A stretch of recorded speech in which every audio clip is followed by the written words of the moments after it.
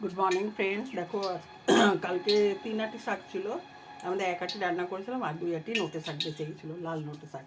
তো এটা আদা দিয়ে আজকে ভাজলাম, কালকে তো রসুন দিয়ে ভাজছিলাম।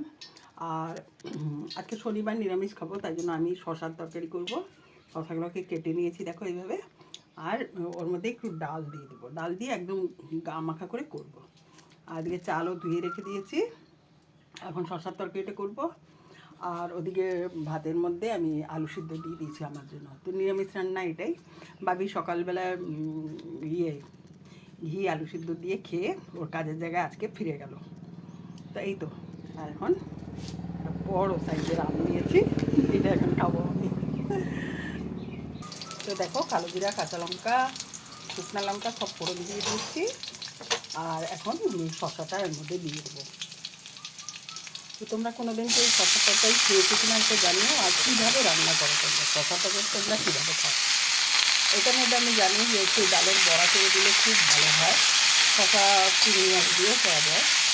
তো আমি তো এইসব করছি না, আমি ডাল ভিজিয়ে রাখতে ভুলে গেছিলাম, নাহলে আমিও খেতে পারতাম। তবে এই জন্য আমি ডাল দিয়ে দেবো, এটাকে ভালো করে কষিয়ে নিয়ে তারপর ডালটা দিয়ে ঢাকা দিয়ে দেবো, একদম গা মাখা করে। এখন একটু লবণ চিনি দিয়ে দিই, ঠিক আছে। তো দেখো একটু লবণ দিয়ে দিলাম, একটু চিনি দিয়ে দিলাম, একটু আদা গ্রেট করে রেখেছিলাম ওটাও দিয়ে দিলাম, আর তেজপাতা দিয়ে দিয়েছি। ব্যাস এইটুকুই মশলা। আর এখানে দেবো হলুদ, দিলে হয়ে গেল। শনিবার দিন আসলেই একটা মাথায় চিন্তা দিয়ে কী খাবো, বুঝলে, এক গরমের মধ্যে কিছু খেতেও ইচ্ছা করছে না।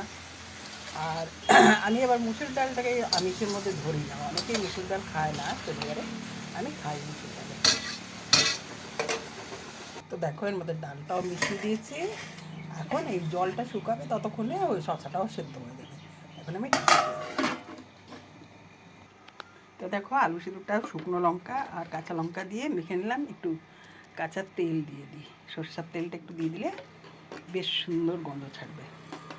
তো হয়ে গেল আমার নিরামিষ রান্না কমপ্লিট। এরপর অন্নবের মাছটা ও করবে। তো চলো, এবার ঘরের সমস্ত কাজ হয়ে গেছে, আমার পূজা দেওয়া, ঘর মোছা টোচা সব হয়ে গেছে। তো চলো, বাই।